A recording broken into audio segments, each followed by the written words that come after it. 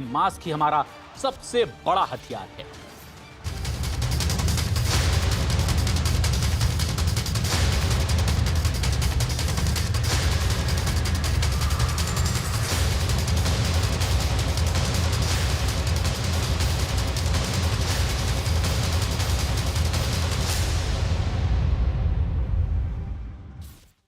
एक बेहद अहम खबर इस वक्त की दरभंगा मामले से जुड़ी हुई।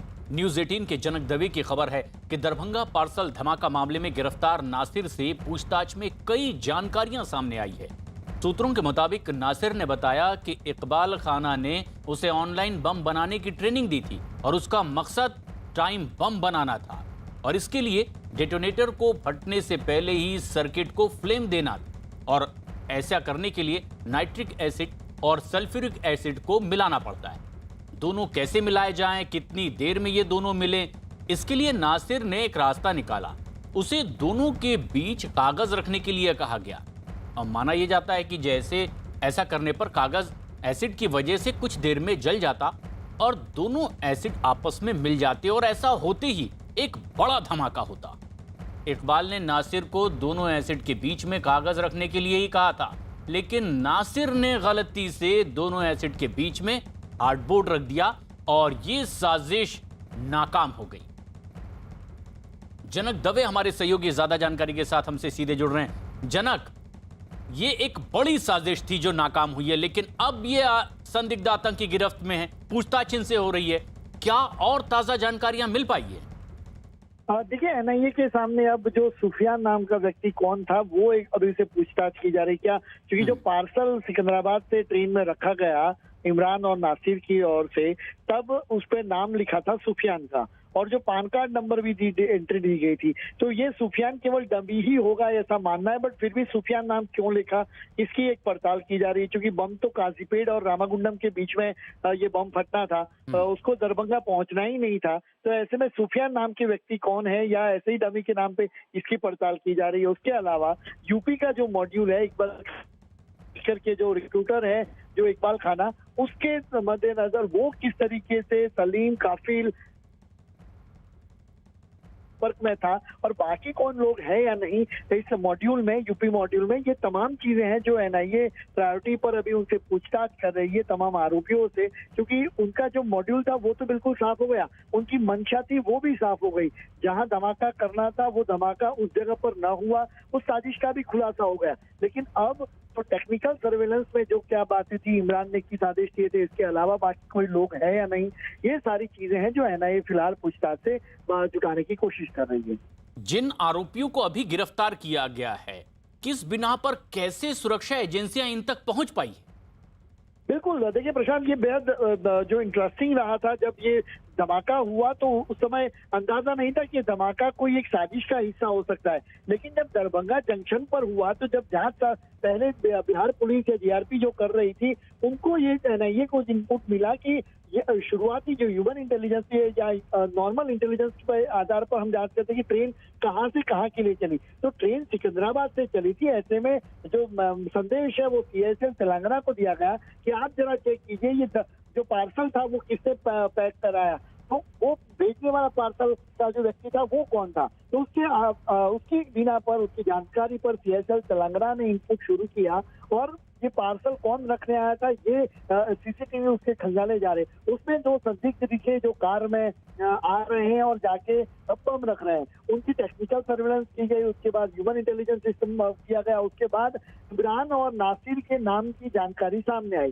साथ ही में ये पार्सल में अगर कोई किसी सर्किट या उस तरीके से इस्तेमाल हुआ तो उससे बचने के लिए, क्योंकि वो मेटल डिटेक्टर से पास होते हुए पार्सल सारे रखे जाते हैं, ऐसे में उससे बचने के लिए वो शुरुआत में ही पकड़े ना जाए, इसके चलते इन्होंने केमिकल बम बनाया। तो ये सारी चीजें एक साजिश के तहत इमरान और नासिर ने इम्प्लीमेंट की थी। हालांकि उन्हें अंदाजा नहीं था कि वो कोई भी यहाँ से भागने की फिराक करेंगे और भागेंगे उससे पहले ही पुलिस उन तक पहुंच जाएगी। और जो मेरे विश्वसनीय ये बता रहे हैं कि जब इमरान हैदराबाद से दिल्ली के लिए रवाना हो रहा था, उसी वक्त पर पुलिस ने उसे धर दबोचा। तो जो आतंकी थे उन्हें इतना अंदेशा नहीं था कि पुलिस इन्वेस्टिगेशन इतनी तेज रफ्तार से आगे बढ़ेगी और उन तक वो सबूत इतने छोड़ गए कि पुलिस उन तक पहुंच गई, और यही उसका अंदाजा आरोपियों को रहा नहीं। और उसके बाद एक के बाद एक गिरफ्तारी, चाहे वो उत्तर प्रदेश में सलीम और काफिल की बात हो, चाहे हैदराबाद में यहाँ पर इमरान और नासिर की बात हो। प्रशांत, 17 जून को दरअसल ये एक धमाका हुआ बिहार के दरभंगा रेलवे स्टेशन पर, वहां जहां पार्सल निकाल कर रखा गया था। जब तफ्तीश इसकी आगे बढ़ी तो पता ये चला कि ये हैदराबाद के सिकंदराबाद से जो ट्रेन चली थी उसमें ये दरभंगा के लिए पार्सल भेजा गया था। सुफियान नाम से एक शख्स को ये डिलीवर होना था, लेकिन इसके पीछे तो एक बड़ी साजिश थी। और जब दरभंगा स्टेशन पर यह ब्लास्ट हुआ, जिसमें कि कोई हताहत तो नहीं हुआ, तब यह पता चला कि ये तो एक बड़ी साजिश थी, लेकिन उस साजिश को अमली जामा नहीं पहना पाए आतंकी, और इसीलिए वो धमाका वैसे नहीं हुआ जैसे वो करना चाहते थे, क्योंकि साजिश थी चलती ट्रेन में बड़ा धमाका करने की और उसे एक बर्निंग ट्रेन में कन्वर्ट कर देने की। लेकिन अब जो बड़े सवाल तफ्तीश में सामने आ रहे हैं जनक, वो ये कि ये दोनों सगे भाई हैं, किस तरह से इस गतिविधि में ये शामिल हो गए थे, पूछताछ में क्या पता चल पाया?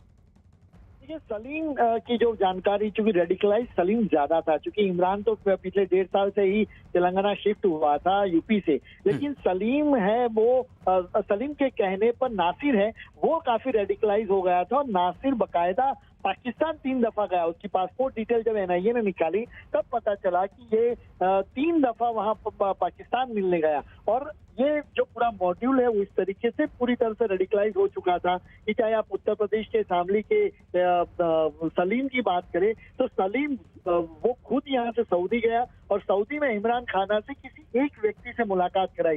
वो व्यक्ति कौन है उसकी पड़ताल एनआईए अभी कर रही है। वो सलीम से पूछताछ में भी सामने आएगा, क्योंकि सलीम की अभी तबीयत उतनी ठीक नहीं है, ऐसे में उससे पूछताछ नहीं होगा, चाहे उसकी रिमांड नहीं मिल पाई। लेकिन सलीम से वो पूछ रहा है कि एनआईए उस पड़ताल कर रही है कि सऊदी अरेबिया में मुलाकात हुई वो व्यक्ति कौन था उसके साथ, और सऊदी जाने के मंशा क्या रही। जबकि सलीम था सलीम जब वहां पर गया तो ये मुलाकात हुई। और वहां पर हैदराबाद से नसीर है वो बकायदा 3 दफा वहां कराची जाता है, लश्करी तैयबा के हेडक्वार्टर मुरिदके में, और वहां उसकी बकायदा ट्रेनिंग होती है और वो ट्रेनिंग लेके यहाँ पर आता है। तो लंबे समय से 2012 से ये रेडिकलाइज होता था, बट एक मौके की तलाश में थे, एक समय आने की इंतजार कर रहे थे, और एक टास्क उसको जब दिया जाना था उस टास्क को वो किस तरीके से अमली जामा पहना है ये उसको जिम्मेवारी दी गई थी। तो चाहे सलीम कफिल हो चाहे इमरान नासिर हो, ये चारे लोग पूरी तरह से रेडिकलाइज होने का एनआईए का दावा है। और अब उसके लश्कर के साथ जो रिश्ते रहे इकबाल खाना के साथ, जो लश्कर का रिक्रूटर है और भारत में इस तरीके की साजिश को अंजाम देने की विशेष जिम्मेवारी उसको दी गई थी। तो इन व्यक्तियों की गिरफ्तारी के बाद और कोई यूपी मॉड्यूल में जो शामिल के सारे जो मैंने आपको किरदार बताए इस साजिश के सभी किरदार, वो सभी के सभी उत्तर प्रदेश के शामिल के 95-96 में स्मगलिंग और की तस्करी करते इमरान इकबाल खाना जो है वो पुलिस की जब दबिश उस पर बढ़ी तो वो यहाँ से भागकर पाकिस्तान भाग गया अपने परिवार के साथ। तो उस समय से इकबाल खाना लगातार इन लोगों के साथ संपर्क में था। और जैसे मैंने पहले कहा प्रशांत आपको कि इंडियन मुजाहिदीन के जिस तरीके से मॉड्यूल काम करते थे बिल्कुल उसी तर्ज पर ये काम करने की इसकी तैयारी थी। हालांकि बहुत ज्यादा कुछ बड़ा काम कर पाए उसी से पहले एनआईए और बाकी एजेंसी, लेकिन इससे पहले कि अपने वो नापाक मंसूबों को अंजाम तक पहुंचाते सुरक्षा एजेंसियों के हाथ उनके गिरबान तक पहुंच गए और अब उनसे पूछताछ लगातार जारी है। लेकिन बिहार के इसी दरभंगा पार्सल ब्लास्ट केस में दोनों आरोपी इमरान मलिक और नासिर को दिल्ली लाया गया है। न्यूज 18 के चंद्रमोहन कुमार की खबर है कि दोनों आरोपियों को पटना से एनआईए की टीम अब दिल्ली लेकर आई है और दिल्ली में इनसे पूछताछ हो रही है। इमरान और नासिर से एनआईए के दिल्ली मुख्यालय में इनसे पूछताछ हो रही है। इमरान और नासिर को दरभंगा ब्लास्ट केस में हैदराबाद से गिरफ्तार किया गया। दोनों उत्तर प्रदेश के शामली के रहने वाले हैं। एनआईए कोर्ट ने दोनों को रिमांड पर भेजा है और इसीलिए अब इन्वेस्टिगेशन एजेंसी इनसे पूछताछ में जुटी हुई है।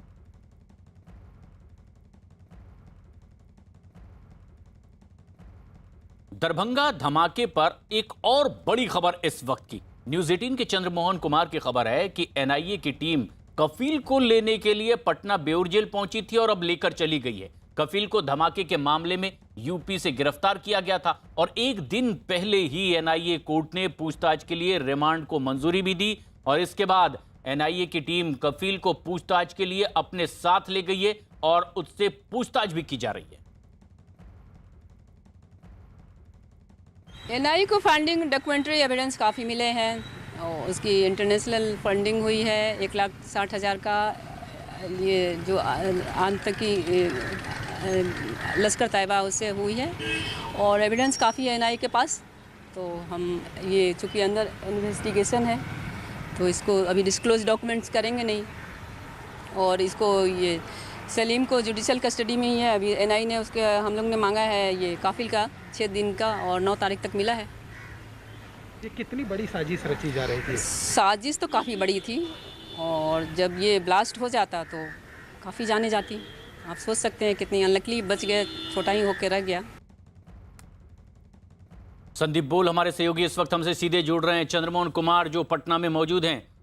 सबसे खास बात ये कि संदीप, दिल्ली इन्हें लाया गया है पूछताछ के लिए, किस मकसद से दिल्ली लाया गया है जिन लोगों को, और वहां इनसे पूछताछ हो रही है, किस तरह के कनेक्शन खंगाले जा रहे हैं? प्रशांत, देखिए, दिल्ली लाने का सीधा मकसद ये है कि इस जो टेरर प्लॉट था इसको ब्रॉड पर्सपेक्टिव में देखा जाए कि आखिर, क्योंकि ये साबित हो चुका है कि पाकिस्तान की तरफ से लश्कर तैयबा जो है वो इस पूरे ऑपरेशन को अंजाम देने के लिए फंडिंग भी दे रहा था, ट्रेनिंग भी दे रहा था। लेकिन क्या वाकई इन दोनों के अलावा भी कोई है जिनके साथ वो टच में था? इसके बारे में खुलासा होना बहुत जरूरी है और एनआईए उसकी पड़ताल कर रही है। क्या इसी तरीके के रेडिकलाइज लड़के जो है जिनको कि पाकिस्तान ने चूज किया यहाँ पे, और कितनी तादाद में है? क्या शामली में जहाँ पे इन दोनों का घर है, क्या उसके आसपास और भी ऐसे युवा हैं जिनको इन्होंने कांटेक्ट करने की कोशिश की किसी दूसरे ऑपरेशन के लिए? और पैसा, किस हद तक पैसा आया है, किस किस को पैसा डिलीवर हुआ है, कब कब डिलीवर हुआ है, ये पूरा मनी ट्रेल। तो ये कई सारी ऐसी चीजें हैं जिसको कि अब एजेंसी जो है एनआईए वो लगातार पता करने की कोशिश में लगी हुई है। आमने सामने बैठाकर कई अलग अलग तरीके के सवाल जवाब भी होंगे और उसके बाद ये कोशिश की जाएगी पता लगाने की कि आखिर इस पूरी साजिश में इनके अलावा और कौन है। अगर हम लोग पूरी इंसिडेंट की बात करें तो सिकंदराबाद में जिस वक्त ये पार्सल बुक कराया गया था और जब 17 तारीख को यहाँ पे ब्लास्ट होता है तो उसके बाद से ही जो है तफ्तीश शुरू की गई। तो सीसीटीवी फुटेज में सबसे पहला शख्स नजर आया, उसको सर्विलांस पे रखा गया। इनके साथ ये दिक्कत हो गई कि इन्होंने जो भी पार्सल पे नंबर डाला था वो नंबर जो है इनका खुद का नंबर था और उसके बाद ट्रेस करते करते जो है एजेंसी जो है पहुंची शामली और वहां पे जो है उन्होंने पूरे मूवमेंट को जो है नोटिस किया कफील और सलीम के, और उसके बाद जो है उनको पकड़ा गया जी। तो अब टेक्नोलॉजी इंटेलिजेंस के चलते जो है ये सारी चीजें इतनी जल्दी पकड़ में आई है। लेकिन अब सबसे बड़ी चिंता ये है कि क्या इसी तरीके की किसी और आतंकवादी गतिविधि को अंजाम देने के लिए ये लोग किसी और के साथ टच में तो नहीं थे कि आने वाले दिनों में कोई और दूसरा धमाका करें? ये तो बड़े सवाल है संदीप कि क्या इनकी कोई और भविष्य में इसी तरह की आतंकी वारदात को अंजाम देने की प्लानिंग तो नहीं थी। लेकिन उधर कफील को लेने के लिए बेउर जेल पहुंची थी एनआईए की टीम, उसे अपने साथ लेकर गई और पूछताछ हो रही है। चंद्रमोहन, अब किस तरह के एंगल्स खंगाले जा रहे हैं? कफील से जो पूछताछ हो रही है वो किस बारे में?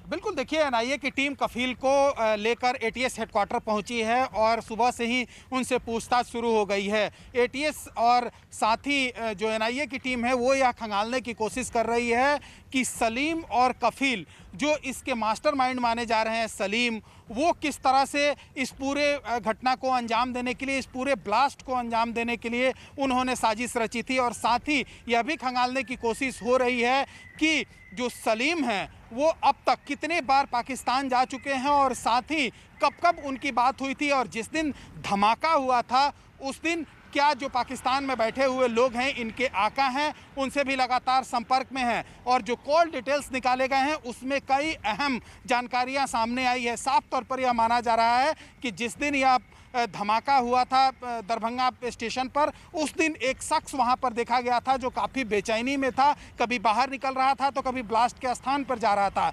और फिर उस मोबाइल को जब खंगाला गया तो अंत में उसका लोकेशन जो है वो नेपाल और बिहार के बॉर्डर पर पाया गया। तो वो शख्स कहाँ है इसकी भी तलाश की जा रही है और उसकी भी जानकारी जुटाने की कोशिश की जा रही है। और माना जा रहा है कि सलीम जो है इस धमाके का मास्टरमाइंड है, जिसने पूरी साजिश रची थी और यह सिर्फ ट्रायल के तौर पर था। जो सिकंदराबाद से दरभंगा आने वाली स्पेशल ट्रेन में यह पार्सल रखा गया था। अगर ये लोग सक्सेस हो जाते इस धमाके में तो इनको करोड़ों रुपए मिलते, जैसा कि जांच एजेंसियों को यह पता चला है। और इसके बाद कई और धमाकों को अंजाम दिया जा सकता था, ऐसा साफ तौर पर एजेंसियां मान रही हैं। तो अब जब कफील को यहां पर लाई है पूछताछ के लिए तो उनसे कई अहम जानकारियां सामने आई हैं और उस आधार पर अन्य लोगों की भी तलाश अब तेज कर दी जाएगी। तो वहीं अब सलीम के लाने की भी एनआईए बारे में सोच रही है कि जब उनकी तबीयत ठीक हो जाती है तो उनसे भी पूछताछ की जाएगी और ज़रूरत पड़ेगी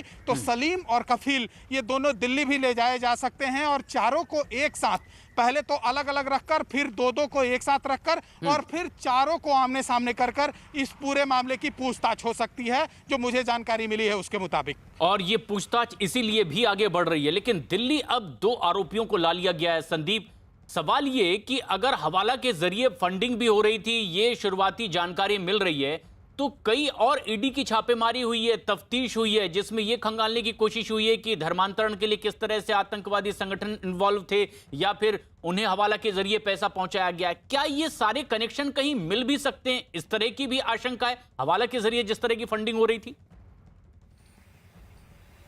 बिल्कुल, देखिए हवाला नेटवर्क जो है इस वक्त सबसे आसान तरीका है आतंकियों तक या उनके स्लीपर सेल्स तक पैसा पहुंचाने का। हालांकि काफी हद तक कंटेन किया गया है इस पूरे नेटवर्क पर, फिर भी इस तरीके की जो ट्रांजैक्शंस हैं हवाला के जरिए वो भी जारी हैं।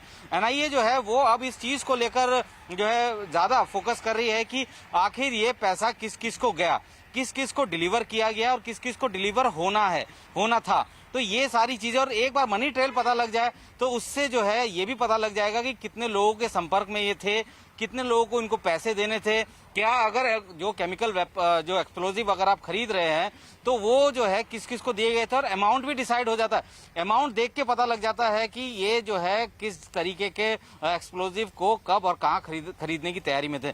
तो अभी मनी ट्रेल जो है वो सबसे इम्पोर्टेंट है और उसी से जो है काफी सारी कड़ियां जो है जुड़नी शुरू हो जाएंगी। क्योंकि अगर हम बात करें धर्मांतरण के कई सारे मामले सामने आए हैं, उसमें भी ये साफ हो रहा है कि किस तरीके से बाहर से फंडिंग हो रही है।